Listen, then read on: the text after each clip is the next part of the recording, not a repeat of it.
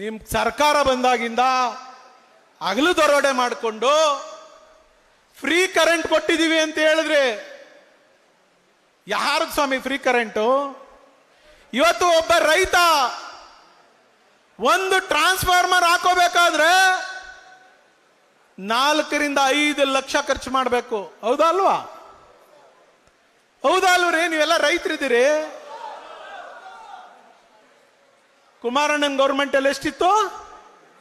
30,000 ರೂಪಾಯಿ ಖರ್ಚು ಮಾಡಿದ್ರೆ ಒಂದು ಟ್ರಾನ್ಸ್ಫಾರ್ಮರ್ ತಂದು ಬೆಸ್ಕಾಂ ಇಲಾಖೆಯವರು ರೈತನಿಗೆ ಭೂಮಿಗೆ ಇಳಿಸ್ತಿದ್ರು.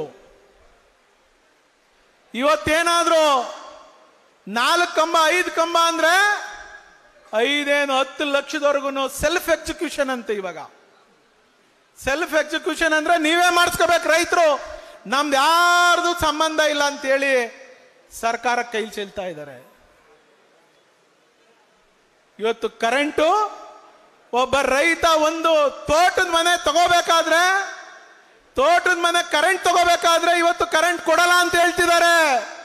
ಗೊತ್ತಿದೆಯಾ ನಿಮ್ಗೆ? ಪ್ಲಾನ್ ಅಪ್ರೂವಲ್ ಬೇಕಂತೆ. ಅದ್ಯಾವುದೋ CC/OC ಬೇಕು, ಪೊಸಿಷನ್ ಸರ್ಟಿಫಿಕೇಟ್ ಬೇಕು. ಯಾರಪ್ಪ ಕೊಡೋದು ಇವೆಲ್ಲ? ಎಲ್ಲಿಂದ ತತ್ತಾರೆ ನಮ್ಮ ರೈತರು? ಅದ್ಯಾವುದೋ ಶಕ್ತಿ ಯೋಜನೆ ಅಂತ ಮಾಡಿದ್ರು. ಬಸ್ಗಳು ಓಡ್ತಾವ? ನಮ್ಮ ಮಾಗಡಿ ಬಂದು ಡಿಪೋನಲ್ಲಿ 30 ಬಸ್ ಕೆಟ್ಟು ನಿಂತಿದ್ದಾವೆ ನಮ್ಮ ಮಾಗಡಿ ಡಿಪೋನಲ್ಲಿ. ಯಾಕಯ್ಯ ಅಂತ ಹೇಳಿದ್ರಿ ಡಿಪೋ ಮ್ಯಾನೇಜರ್ ಕೇಳಿದ್ರೆ, ಸರ್ ಏನು ಇಲ್ಲ ಸರ್, ರೀಬೆಲ್ಟ್ ಟೈರ್ ಹಾಕೋಕ್ಕೂ ನಮ್ಮ ಹತ್ರ ಕಾಸಿಲ್ಲ, ನಾವೇನ್ ಸರ್ ಮಾಡೋಣ ಅಂತ ಹೇಳ್ತಾರೆ. ಇದು ಶಕ್ತಿ ಯೋಜನೆ. ಯಾವ್ದೋ ಯುವ ನಿಧಿ.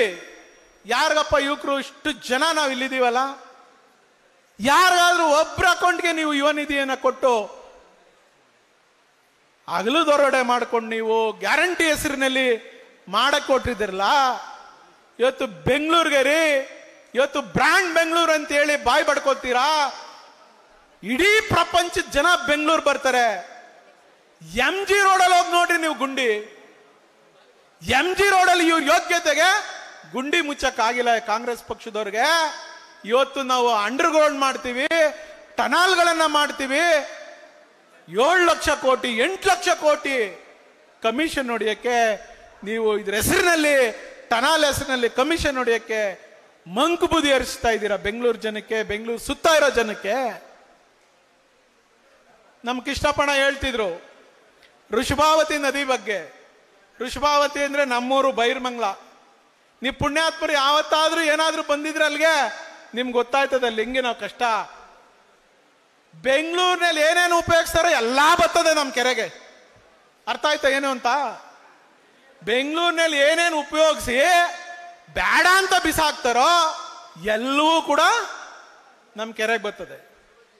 ಅದನ್ನ ಇಲ್ಲೇ ಮೇಲ್ಗಡೆನೆ, ಇಲ್ಲಿ ಮೈಲ್ಸಂದ್ರದ ಹತ್ರ ನಾಯಂಡಹಳ್ಳಿ ತಾವಿಂದ ಪಂಪ್ ಮಾಡಿ ನಿಮ್ ಕೆರೆಗಳಿಗೆ ತಂದ್ಬಿಟ್ಬಿಡೋದು.